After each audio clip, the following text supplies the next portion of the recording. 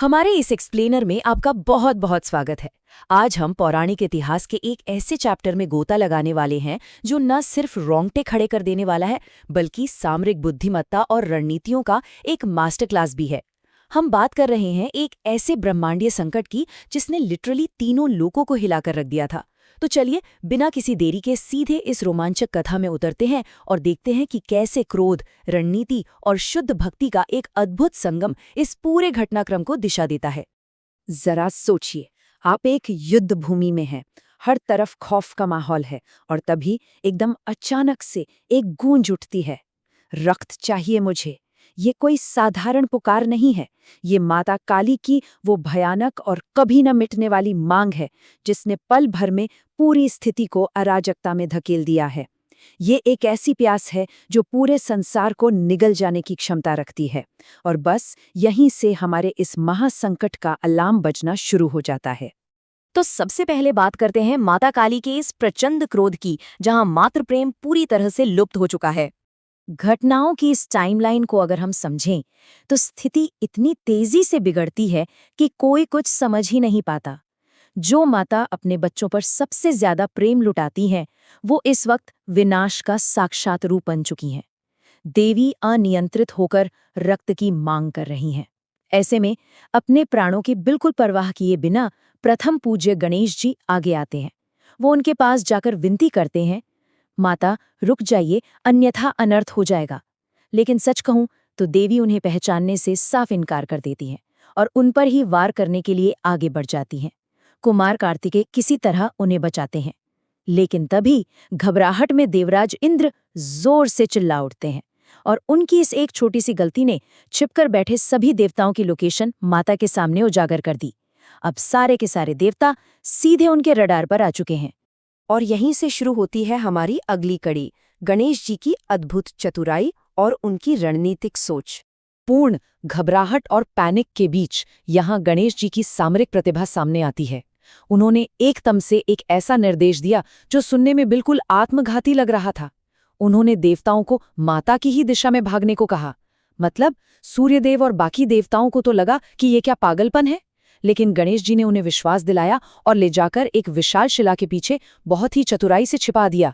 दरअसल बात ये थी कि गणेश जी ने असुर सेना के आने की आहट सुन ली थी, तो ये पूरा का पूरा मूव माता के क्रोध को देवताओं से हटाकर सीधा उन असुरों की ओर मोड़ने की एक एकदम सोची समझी रणनीति थी। और गणेश जी का ये मास्टर स्ट्रोक हमें ले जाता है अगले चरण पर, असुरों का विनाश। अब यहाँ पर जो सबसे दिलचस्प बात है वो है असुरों के सेनापति का बेवकूफ़ी भरा अहंकार। देवताओं के छिप जाने से माता काली का पूरा फोकस अब सामने से आ रहे इन असुरों पर शिफ्ट हो गया। असुर महानायक शुंभ का ये विशेष सेनापति ये सोचकर मैदान में उतरता है कि वो देवी को रुला देगा, क्योंकि उसकी नज़र में नारियां तो केवल रोना ही जानती हैं। वो इस बात का अंदाजा भी नहीं लगा पाता कि वो कितनी बड़ी विनाशकारी शक्ति के ठीक सामने आकर खड़ा हो गया है। और होना क्या था? परिणाम बिल्कुल वही हुआ जिसकी अपेक्षा थी।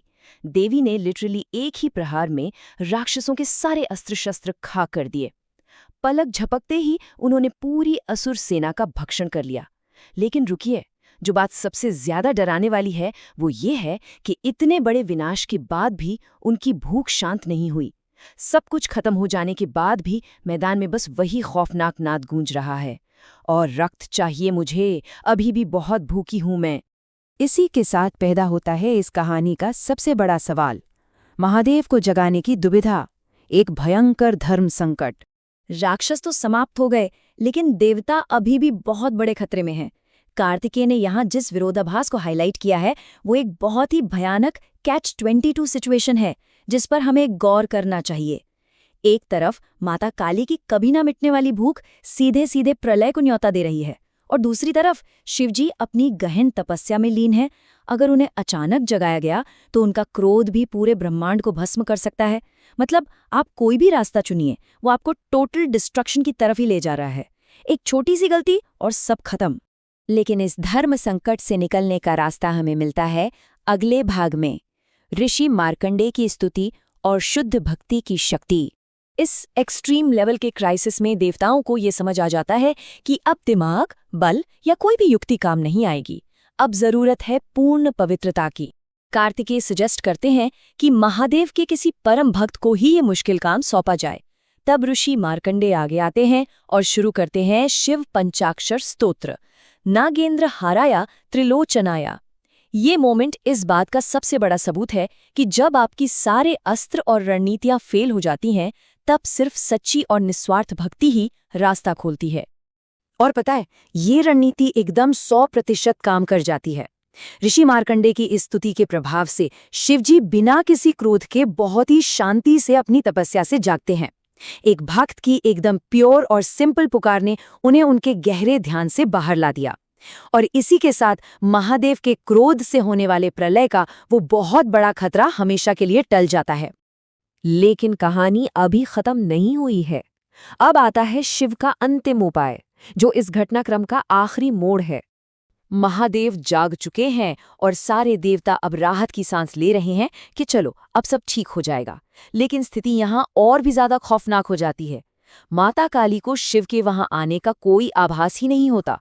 वो उन्हें पूरी तरह इग्नोर कर देती हैं। उनका क्रोध शांत होने की बजाय नई ऊंचाइयों पर पहुंच चुका है। बात यहाँ तक आ जाती है कि रक्त की प्यास में अंधी होकर देवी अपनी ही सेविका योगिनियों पर हमला करने के लिए आगे बढ़ जाती हैं। योगिनियां अपनी जान बचाने के लिए चीख पुकार मचाने लगती हैं। ये भयानक मंजर देखकर महादेव को रियलाइज हो जाता है कि अब सिर्फ उनके यहाँ खड़े रहने से कुछ नहीं होगा। उन्हें माता को शांत करने के लिए खुद बीच में आना ही पड़ेगा। जो हमें इस एक्सप्लेनर के सबसे बड़े और रोंगटे खड़े कर देने वाले सवाल पर लाकर खड़ा कर देता है। जब माता किसी भी तरह शांत नहीं हो रही हैं, देवताओं से लेकर असुरों तक हर कोई फेल हो चुका है, तो उस अजय शक्ति को शांत करने के लिए देवों के देव महादेव को कौन सा एक्सट्रीम और अकल्पनीय कदम उठाना पड़ेगा? इस ब्रह्मांडीय संकट का वो अंतिम समाधान आखिर क्या होगा? इस बहुत ही रहस्यमयी सवाल के साथ हम आज का ये विश्लेषण यहीं समाप्त करते हैं। ये सच में एक ऐसा क्षण है जो हमें गहराई से सोचने पर मजबूर कर देता है। जरा विचार कीजिएगा।